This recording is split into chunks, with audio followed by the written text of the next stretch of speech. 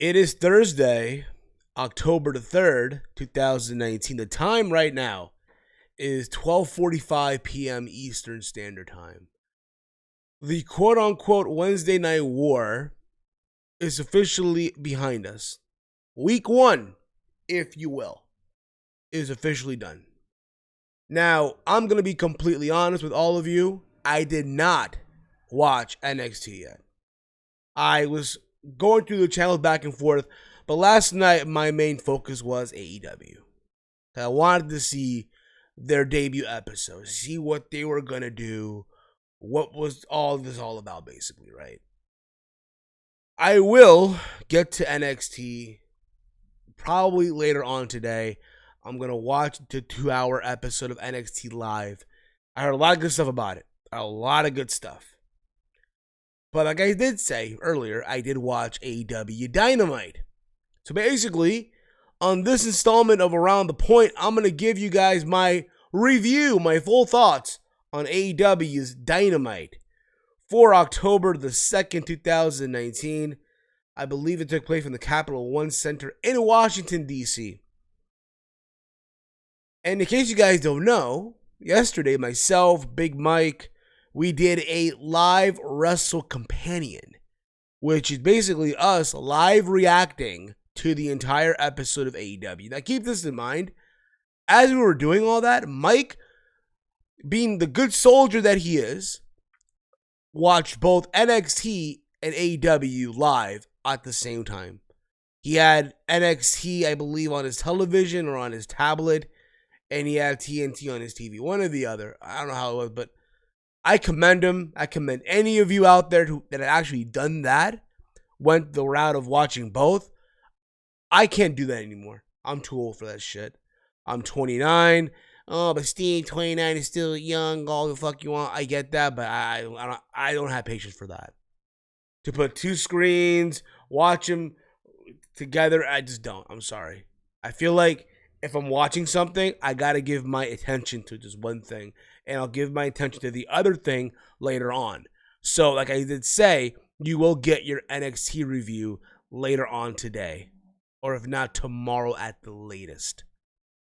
But I want to thank all of you for tuning in. If you are new to the channel, hit that subscribe button down below. Give the video a big old thumbs up and share the video throughout your entire social media platforms, whether it's Twitter or it's Facebook. You can follow me on Twitter at HeelSteven. And before I go any further, I want to give a big thank you to the homie himself, the one, the only Salrex, for this awesome graphic overlay that you see here for the video.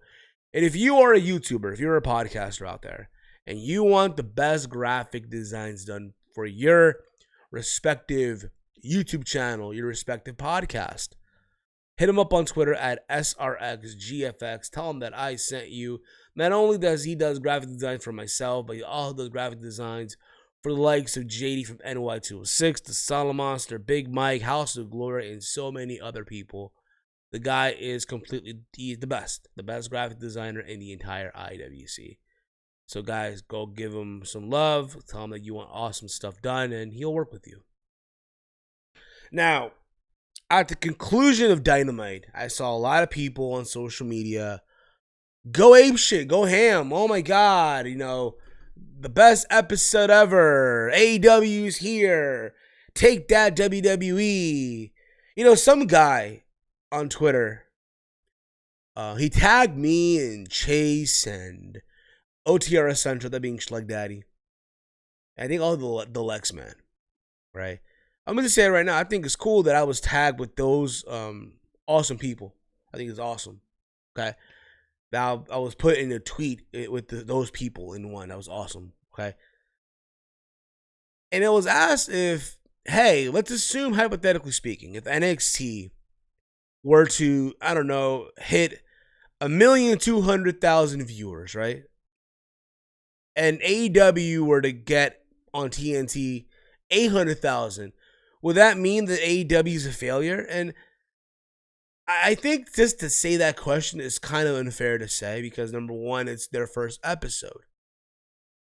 Two, NXT is being backed by WWE. It's on the USA Network, and To be fair, too, NXT has been on USA now for a couple weeks, even before NXT, even before AEW.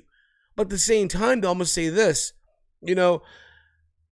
I thought that AEW had to hit a home run, and if we're going by what Cody Rhodes was saying, hey, their goal is to attract the hardcore fan base, and if the hardcore fan base is 800,000, then guess what? They got what they wanted.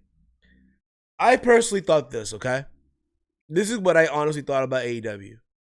Dynamite, that is. I thought the show was good. I thought it was a good show. However, this is the one thing that I noticed a lot of AEW fans, a lot of podcasters, a lot of YouTubers that are on the whole AEW, train, if you will. They're not pointing out some of the big issues that has happened with AEW last night on television. It's like they're putting the blind eye to it almost. And again, I said this in my previous video, there's nothing wrong with being critical. And I feel like a lot of these YouTubers, a lot of these podcasters are afraid to be critical because they're afraid of dorks on the internet getting upset. How dare you say that? It's not right. Again, motherfuckers, I speak 3 languages. I'm trilingual. I speak English, I speak Spanish, and I speak dork. Understand that shit. There's a lot of holes that AEW has that I really hope they improve on. And if you saw it on TV, you saw exactly what I meant. You saw exactly what I meant. And same thing goes for NXT as well. Because to be fair with you, real shit, it's all the same shit. It's all the same. AEW Dynamite is basically what would happen if NXT went on the road live every single week for 2 hours. Basically what it is. But I want to hear you guys' thoughts. I want to hear your opinion, if you will. If you're agreeing or disagreeing, did you enjoy AEW? Did you not enjoy Dynamite? Did you enjoy NXT? What did you watch first? Or were you one of these soldiers that watched both at the same time? And if you did, bless your heart. But to me, again, there's something they got to work on.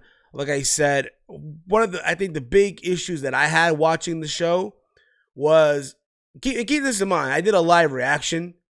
The moment they went to commercial break, there's moments, for example, in the Nyla Rose versus Riho match, which is for the championship. They reached a climactic moment in the match where Nyla had Riho in a submission hold, and right there and there, when it looked like Riho was about to tap, they go to commercial break. Which to me made zero fucking sense. Like, they need to improve on when to go to commercial and when not to go to commercial break with these matches. And I get it. It's their first time. A lot of these guys that have been on the independent scene for so long that this is the first time they're working television on a big platform. This is TNT. This is no longer Smart Mart TV. This is no longer, flippy dippy powerbomb network. None of that shit. But again, I'm not trying to say that the show was bad, because it was not. It just had, again, it was a good show of flaws, and we'll get into that. And I hope you all tune in for that as well. So, I'm going to say this too, and this is just me, and again, this is not trying to come off like a homophobe, because I'm not. They have this big obsession with the rainbow. And I don't know if y'all caught this or not, but I did. And I get it. You're trying to show that it's for everyone, right?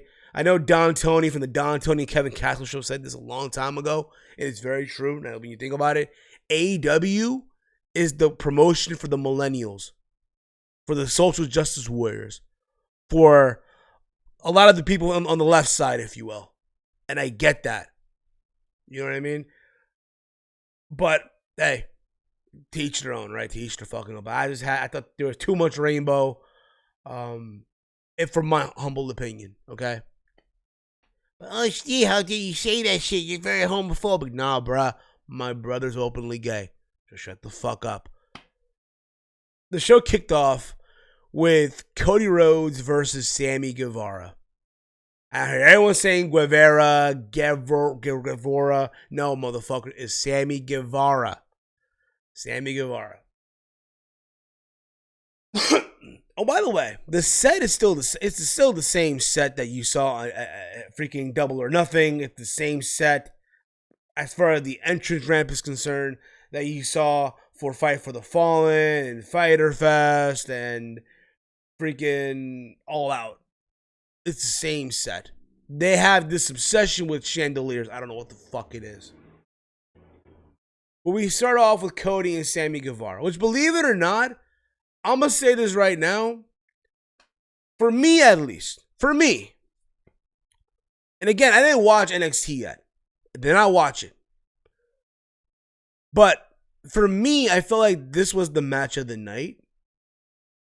And I know it's kind of weird because, oh my God, on this show, you also had Pac versus Hangman Page. And I know also on NXT, you had Adam Cole and Matt Riddle. You had Shayna Baszler and Candice LeRae, and you also had all the other matches as well. And again, I didn't watch NXT yet. Keep this in mind as I'm doing this recording. But for me, for what I saw from AEW, I thought this was the match of the night. I thought the first hour was great. Awesome. This match, I thought honestly, delivered. I thought honestly that, hey, they're going to pull a whole swerve where, oh my God, Sammy gets to upset win. But no, they didn't do that. But I felt like the match itself was good. Sammy he basically stood his own. He stood his own. He was able to go out there to showcase what he could do. For those of you that may have not been familiar with his stuff, which is fine as well, I guarantee for a lot of you people out there that have watched AEW, and I'm not talking about the hardcore fans. I'm talking about those that were just curious to see what the fuck is going on TNT, right? You tuned in. You're not familiar with Sammy Guevara, but you know who Cody Rhodes is. You know who Brandy is, right? There's a moment in the match where Sammy's on the outside and Cody goes for like a tope, right, through the middle rope, or like a suicide dive, one or the other, right? And Sammy grabs Brandy Rhodes, who's at ringside, accompanying Cody. And when Cody lands, he lands on Brandy, which is good heel heat. It's fucking good heel heat. But when it's all said and done, though, Cody wins, but he does not win with the crossroad. He wins when Sammy goes for like a 450 splat or something like that, or a frog splash, one or the other. And Cody puts both his knees up and then rolls up Sammy Guevara for the 1, 2, 3. Cody gets to win. At the same time, makes sense because Cody is going, after all, to full gear to challenge Jericho for the AEW World title. So you want Cody to have that momentum going into the show, right? At the end of the whole thing, you see Tony Schiavone, who was also doing commentary with Jim Ross and Excalibur. And granted, I did not get to hear the commentary because as I was doing the live stream, doing the live reaction, I had to lower the volume on my television set almost a little bit so I wouldn't get copyrighted or anything like that. So I wasn't able to hear the commentary for the show. So I'm not really sure how good or how bad the commentary was. Point of the matter is, though, Tony Schiavone comes into the ring, tries to interview Cody Rhodes. And why would he not? Why the fuck would he not? By the way, seeing Tony Schiavone there, it brings back so much memories for me as a kid. Watching the old school WCW. I'm 29 years old. For those of you who don't know, I am 29. Okay? I know I do not look like I'm 29. Oh my God, I thought you were like 19 or 20. Nah, thank you. I appreciate you. But nah, I'm actually 29 years old. I turn 30 next year. God, I'm getting old. But the point of the matter is, it brought back nostalgia for me. It really, really did. Seeing Tony Schiavone, who, for a lot of people, myself included, was, I thought, the voice of WCW. The voice of WCW on TNT again after all these years. So much nostalgia. And he's interviewing Cody. Sammy interrupts him. They go over to handshake. And then after shaking hands, Jericho runs into the ring and attacks Cody Rhodes. He ends up making him bleed. He takes a selfie on his phone. And again, it's all part of cool, all part of getting momentum. Where Jericho's facing Cody, it's the champ. It's a way to showcase the champion, to get people to boo him even more, because the main event of the night is Jericho with Ortiz and Santana versus the Elite, which I'll get into later on in the review. But that was it. That was it. We then after this, we got my notes here. God damn it, pal. We had MJF and Brandon Cutler. MJF came out and called the crowd poor, and he called himself the fastest rising star in professional wrestling. He called Brandon Cutler someone that looked like he got lost coming to his seats. Which, if you look at Brandon Cutler,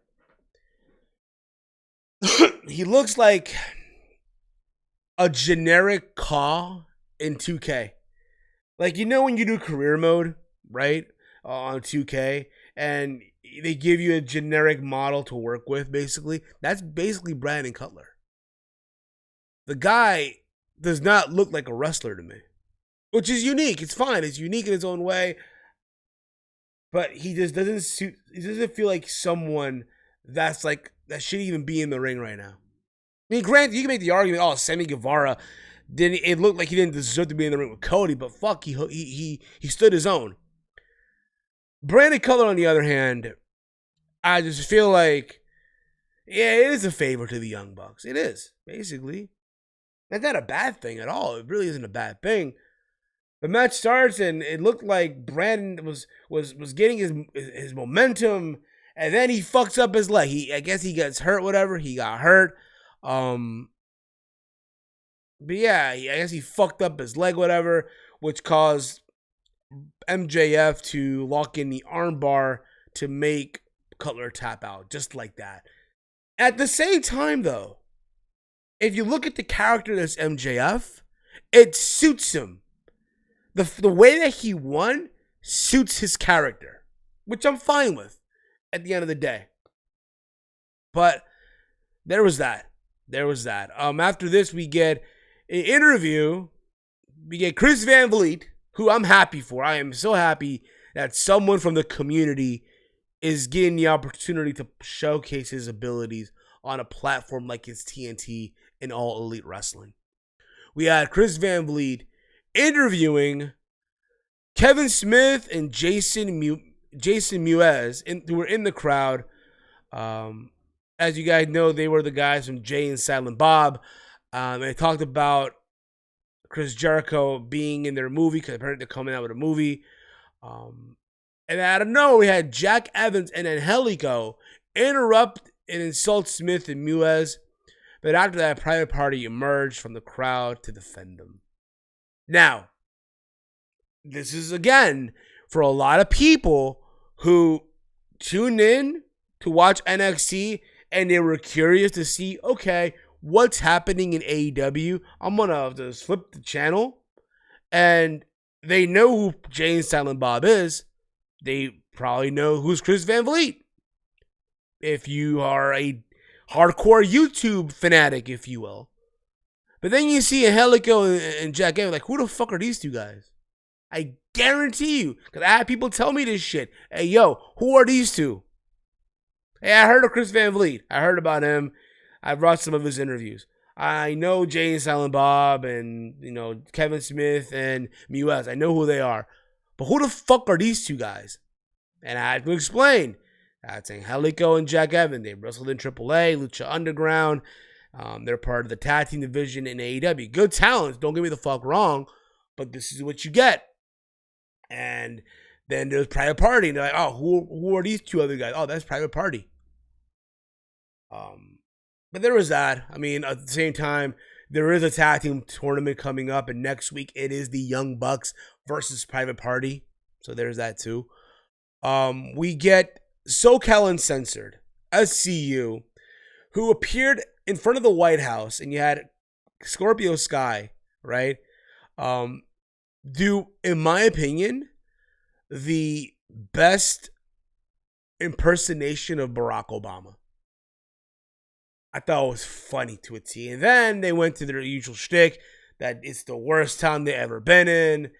And there was that. And then you see them in the entrance area, like the interview style, right? They had, I guess, Tony Schiavone interview SCU. I want to say that was it. And again, it brought back nostalgia for me. The interviews by the entrance stage, right? It just brought back nostalgia for me. And they talked about the tag team tournament coming up, who's representing SCU. Scorpio Sky literally just volunteered himself to say, hey, you know what? I think if there's any two members from SCU that should be challenging for the tag titles, it should be the guys that have won multiple tag team titles, and that being Kazarian and Daniels, which I'm all for. The Bad Influence, I remember that team back in the day in TNA, so there's that. I'm all for that. And then out of nowhere, you had the Lucha Bros, the Pentagon Jr., and Rey Fenix come out, all dressed up in suits, whatever, right? And they talked about they're the best tag team in the universe. And then they brawl. There's a brawl. It's pandemonium. Hype up the tournament. There you go. Fine. A fucking brawl on TV. Another thing, too, that really caught my attention. They have this weird obsession with panning the camera to their fans. And listen, it's cool. You want to show the crowd's energetic, all the fuck you want. But I don't need to see the same fucking people every single time. I don't. They got to a point where they showed an empty. There's a part in the crowd with empty seats, which again, it's fine. It is what it is. But it did feel like a packed venue. Okay, but there was that. After this, we get Pac versus Hangman Page. I thought this match was okay. For what it was. This was supposed to take place at Double or Nothing, and it never did, so we're getting it here on TV. And I don't know what it was. I just feel like they couldn't get out of first gear. And it's not and again, I guarantee you they can have a better match than this. But I just really wasn't feeling it, to be honest. And it's crazy because I should have been into this match. But I just didn't feel like these two guys really meshed that well in this match, that is, right? When it was all said and done, though, Pac kicked Page below the belt. I guess when the referee wasn't looking, and then hit the Black Arrow to a brutalizer, and referee Earl Hebner stopped the match. So basically, Hangman Page didn't tap out, but I guess because of the pain and his refusal to tap out or whatever the fuck it was, Earl Hebner called for the bell, and people were wondering, wait a minute, he didn't tap out, but that was it. So Pac is now 2-0 in AEW. Well, another thing, too, when the wrestlers came out, they showed the record of the win and law, which I thought was pretty cool, in my honest opinion. So there's that. Pac is undefeated now. He's 2-0. In all theory, hey, he should be next to challenge for the AEW World title. Which, by the way, there's a picture floating around of the new AEW tag title, which I've seen already. I'm pretty sure all of you have seen it as well. They're not bad belts. I'll say that right now. I feel like AEW has a lot of good belts, everything with the exception of the women's title. But that's just my humble opinion.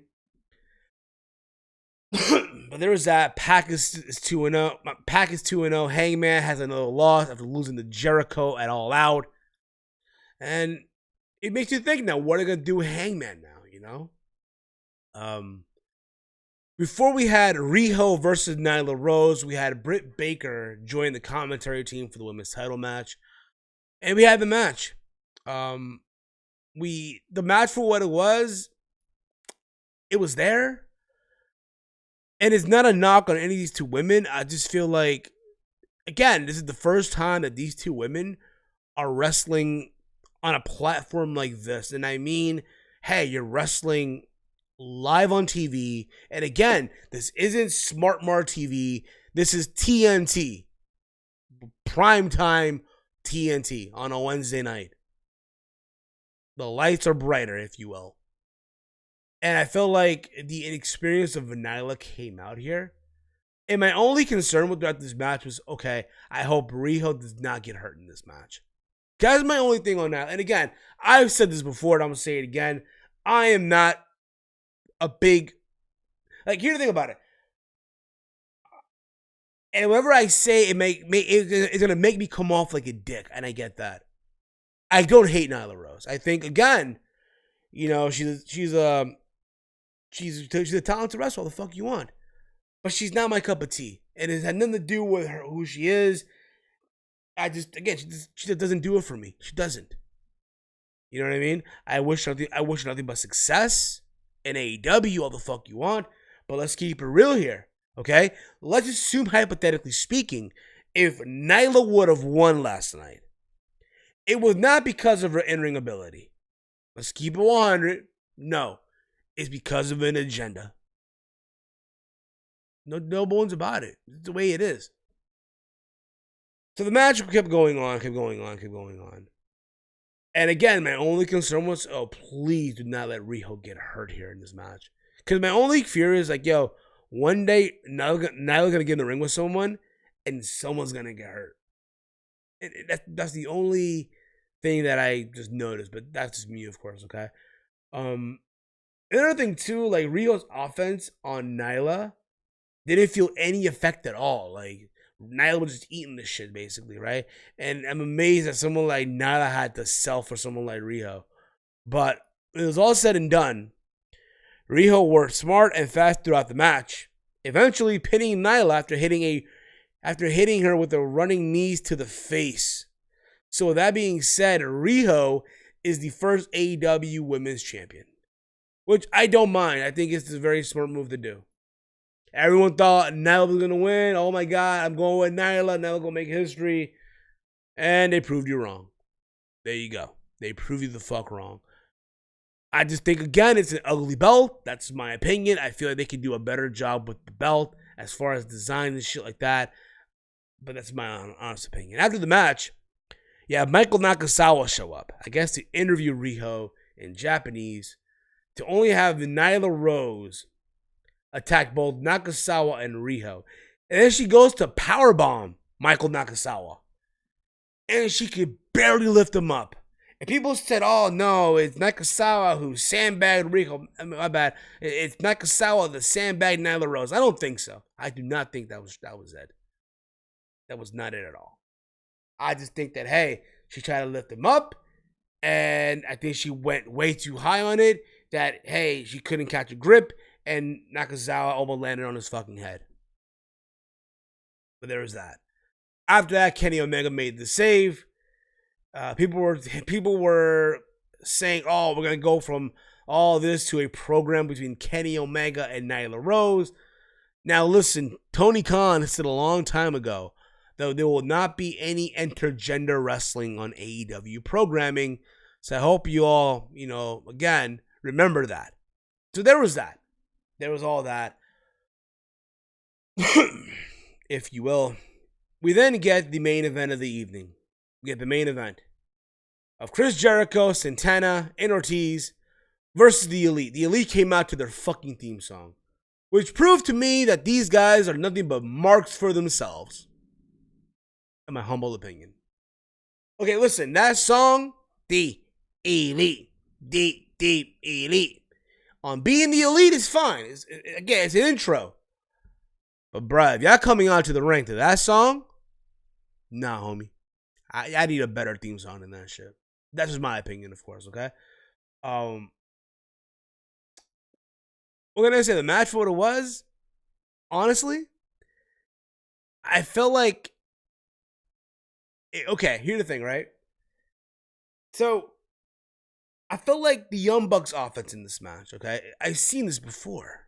Because it just felt the same. These guys can't wrestle a television style match.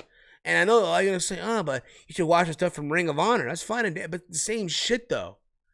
These guys, dude, I'm talking about the Young Bucks, that is. Again, great tag team. All the fuck you want. But when it comes to wrestling television style, it's not their cup of tea. It's not. It's the same offensive maneuvers, the same moves that people go crazy for and shit. You start the match off with super kicks and freaking V triggers and shit. Nah, homie, the fuck. And then you had Jon Moxley come out. Jon Moxley come out to the crowd to attack Kenny Omega, and the referee, for whatever reason, decided to not call disqualification. The referee still kept it going. I don't know why, but he did. And they're brawling in the out. They're brawling in the crowd. They're brawling in this, like, I guess, lounge area, and people are just sitting there. Not, well, okay, well, we're just gonna continue to drink our beverages and shit. Instead of, again, reacting like, oh my God, this is crazy, you'll brawl in front of us and shit. Yay, cool. No, they just stood there like, well, okay. You know what I mean? Just to have Jon Moxley do a double arm DDT or a dirty D's, if you will, or the paradigm shift. To me, it's still the dirty D's. I'm sorry, okay? To Kenny Omega onto a glass table. To a fucking glass table. Okay, listen, I know Chase said this last night on the live reaction that we did, and it's very true. Can you imagine? Okay, because the thing is, they're trying to come off like it's a sport, right? Like, oh my God, they're sports almost like feel, right? Can you imagine if Conor McGregor were to jump into the octagon and attack Nate Diaz during Nate Diaz versus Jorge Masvidal? The referee would have stopped the fight, disqualification. To basically have the Young Bucks by themselves, just to have Jericho and Ortiz and Santana just have their way with them, to eventually Jericho hit the Judas effect. I want to say it's to Matt Jackson, right? Yeah, it was Matt Jackson hit the Judas effect for the 1, 2, 3. After the match, right? Cody runs out to attack Jericho, and there's a brawl. And then Sammy Guevara runs in to attack Cody. Dustin Rhodes, who came out with his makeup on, like half red, half, whatever, to make the save. Just to have, out of all the people you could think about who can make the save or make an appearance to shock people, they bring out Jake Hager, formerly known as Jack Swagger. And for the first time, holy shit, my ears and eyes deceived me.